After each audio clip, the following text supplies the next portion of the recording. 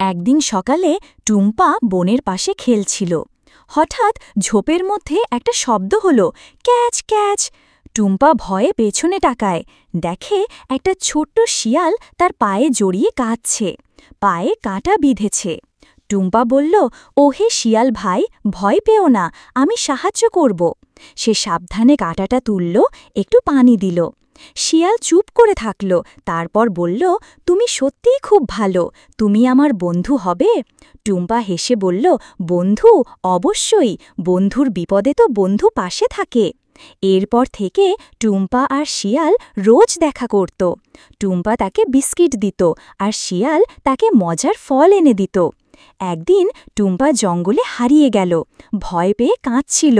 হঠাৎ ঝোপ থেকে শিয়াল বেরিয়ে এলো। সে বলল, ভয় পেও না বন্ধু, আমি আছি।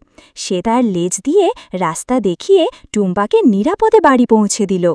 টুম্পা বলল, তুমি শুধু শিয়াল না, আমার সাহস।